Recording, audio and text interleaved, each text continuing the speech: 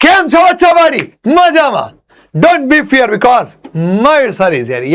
Yes ભાઈ. તો તમે બધા વિદ્યાર્થીઓ કહેતા હતા કે સર એન્જિનિયરિંગની બીજી પણ કોલેજની થોડી માહિતી આપો. તો એક ધાકડ માહિતી VGEC કોલેજ, વિશ્વકર્મા એન્જિનિયરિંગ કોલેજની હું તમને આજે માહિતી આપવા આવી ચૂક્યો છું, પ્રસ્તુત થઈ ચૂક્યો છું. તો શાંતિથી માહિતીને સાંભળજો અને સમજવાનો પ્રયત્ન પૂરેપૂરો કરજો.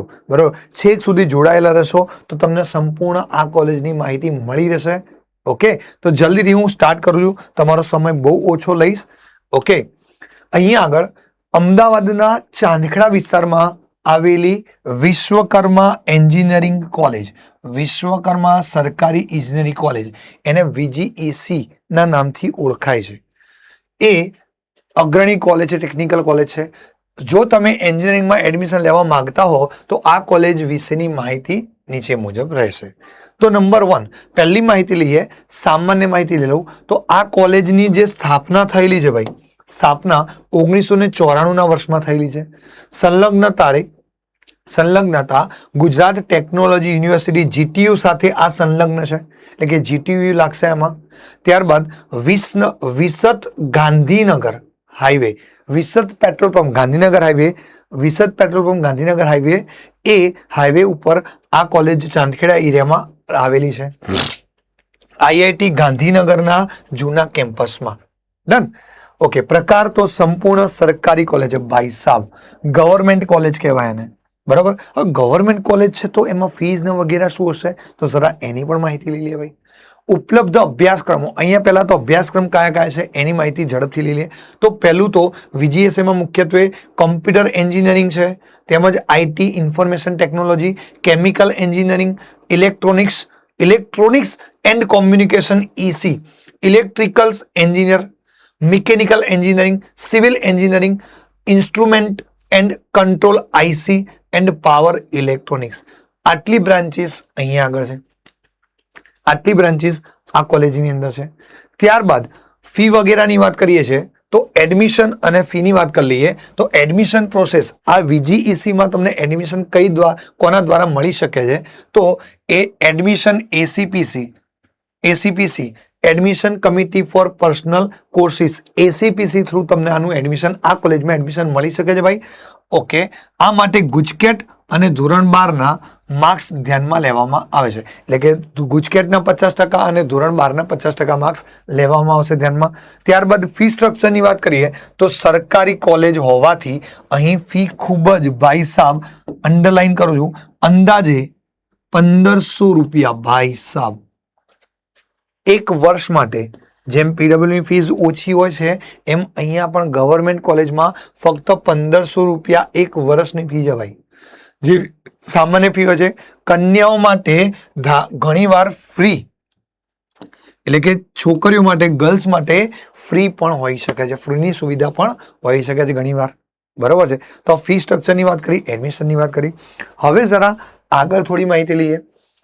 પ્લેસમેન્ટ, તો આ કોલેજમાંથી તમે બહાર નીકળશો તો તમને પ્લેસમેન્ટમાં કઈ કઈ જગ્યાએ મળી શકે છે તો VGEC નું પ્લેસમેન્ટ રેકોર્ડ ઘણો સારો છે. VGEC માંથી જે પણ વિદ્યાર્થીઓ બહાર નીકળે છે એન્જિનિયરિંગ કરીને તો એમને પ્લેસમેન્ટ ઘણી સારી જગ્યાએ મળી રહ્યા છે ભાઈ. ઓકે, ઘણી નામી કંપનીઓ કેમ્પસ ઇન્ટરવ્યૂ માટે આવે છે, ઘણી બધી નામી કંપનીઓ કેમ્પસ ઇન્ટરવ્યૂ માટે આવે છે. મુખ્ય કંપનીઓ છે TCS છે, ત્યારબાદ ટાટવા સોફ્ટ,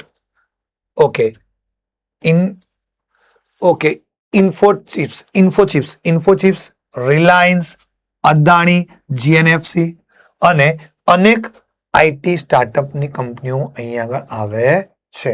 સરેરાશ પેકેજ 3 લાખથી લઈને 6 લાખનું વચ્ચે હોય છે, પરંતુ આવડત મુજબ તે વધી પણ શકે છે. એટલે કે સરેરાશ ઓન એન એવરેજ પેકેજ તમારું શરૂઆતનું પેકેજ 3 લાખથી 6 લાખનું હોય છે, પણ જો તમારામાં જોરદાર આવડત હશે તો આ પેકેજ તમને એનાથી પણ વધારે અપાવી શકે છે, 6 થી પણ વધારેનું પેકેજ મળી શકે છે ભાઈ.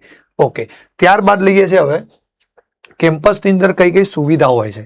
કેમ્પસની અંદર શું સુવિધાઓ હોય છે તો કેમ્પસની અંદર સૌ પ્રથમ તો લાઇબ્રેરી હોય છે. લાઇબ્રેરીમાં શું હશે તો વિશાળ પુસ્તકાલય, જેમાં હજારો ટેકનિકલ પુસ્તકો અને ઈ જર્નલ્સ ઈ જર્નલ્સ ઉપલબ્ધ છે.